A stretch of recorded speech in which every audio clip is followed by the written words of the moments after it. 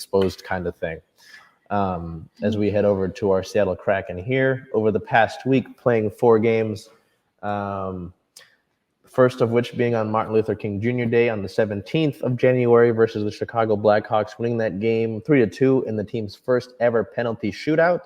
Player of the game being Ryan Donato with a goal, a point, and 1 penalty shootout goal to start the scoring off in the shootout for Seattle. January 20th versus the San Jose Sharks, winning that game 3-2. Player of the game would be Carson Soucy. 2 goals, a 3+-, 2 shots on goal, 1 hit, and 1 block. The 21st and the second of a back-to-back, Seattle would lose the game to the St. Louis Blues in drubbing fashion, 0-5. Player of the game, nobody. January 23rd versus the Florida Panthers, the team with the most points, tied for the most points with Tampa Bay.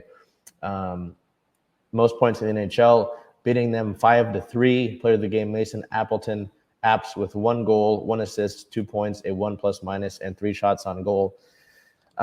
Before we get to it, there's more to it with this team in this week's news than just the product on the ice. And we'll get to that in a second. But, with the wins against San Jose and against Florida, now you're looking at the Kraken have beat 3 teams all year twice.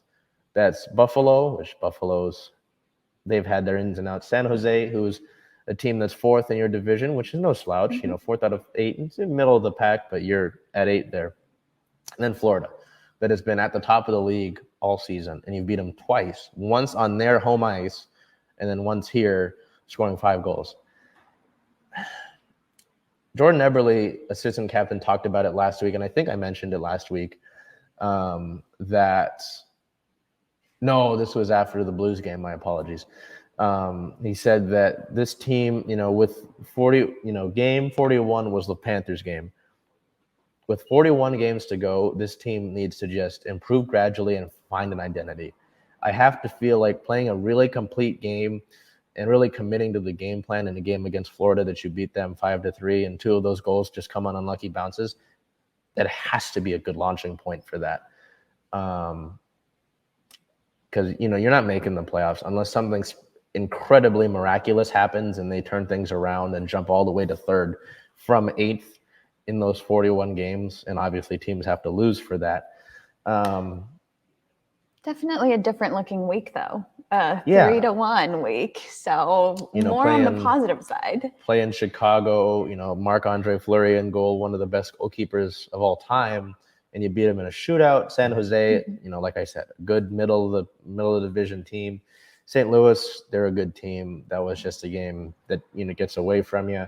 You're not going to win. You're not going to come out and play a full game every single night in the NHL, and it showed there, right? But that win against Florida, the building was rocking. The team just was. And you talked to me about it before we started here. Carson Soucy, you lose a defender early on in that game, and you have to play essentially with 5 defensemen who really stepped up.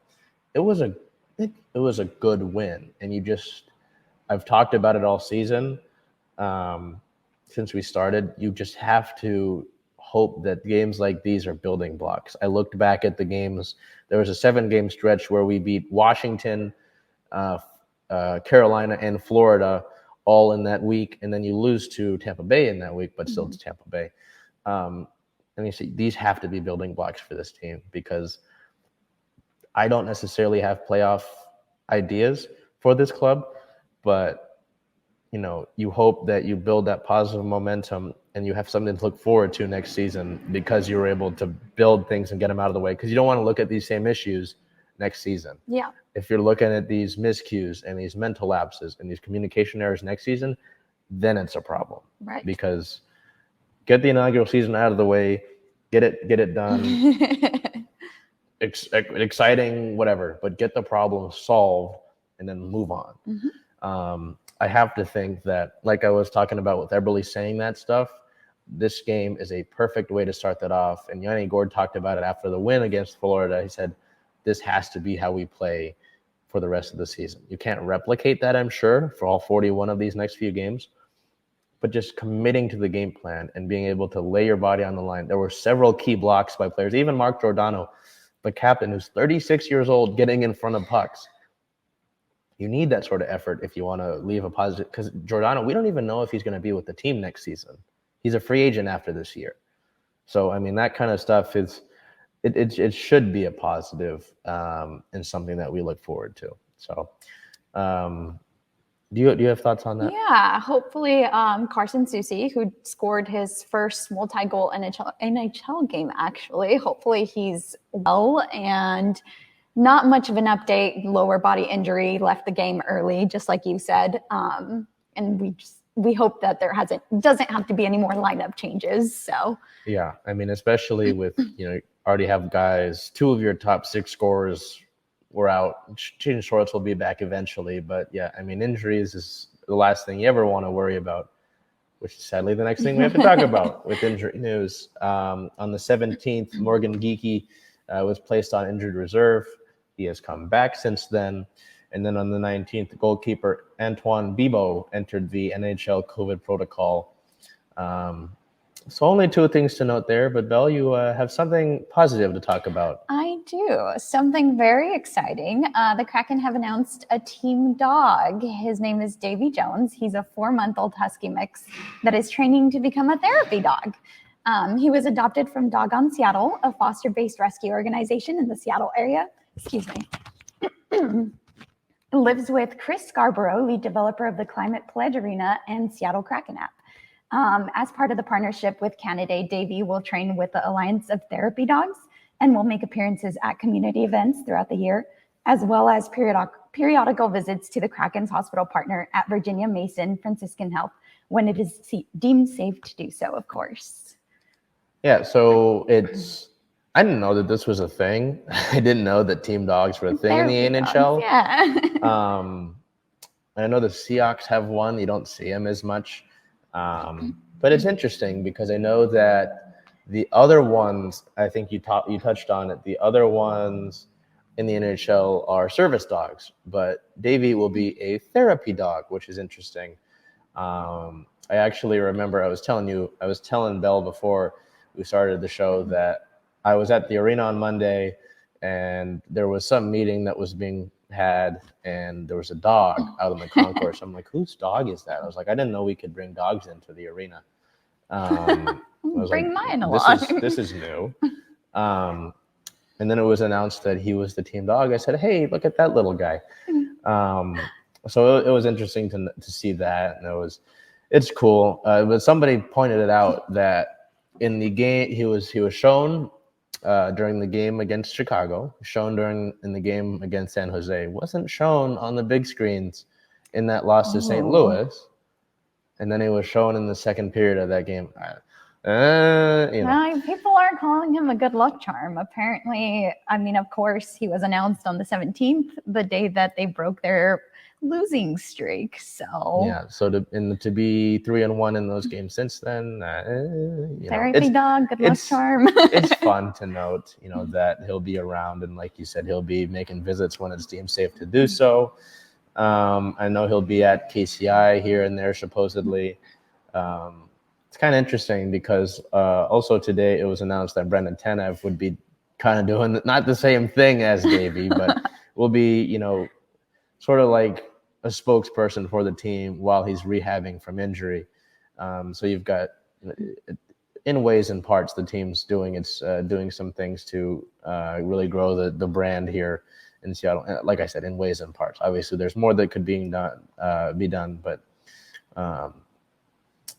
team dog. I think that it's since then. I think some of the social media teams have talked about other teams around the area getting team dogs. So we'll have to see about that. Continuing in team news, though, the team also on the 17th claimed forward Carson Kuhlman off of waivers from the Boston Bruins. On the 18th of the month, goaltender Joey Decord was recalled from the Charlotte Checkers as Antoine Bibeau was placed on the COVID list. In response, forward Max McCormick was sent down to Charlotte.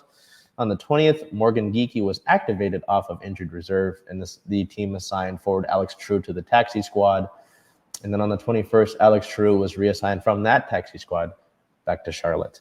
I know I talked about Charlotte and the Checkers here, so if you don't know, the Charlotte Checkers are essentially like the Kraken's version of the MLB AAA, right? It's like the Mariners and the Rainiers. With that being said, the team is currently sharing the Charlotte Checkers with the Florida Panthers. They're sharing an AHL team, which is kind of weird. You've got guys from both organizations playing together.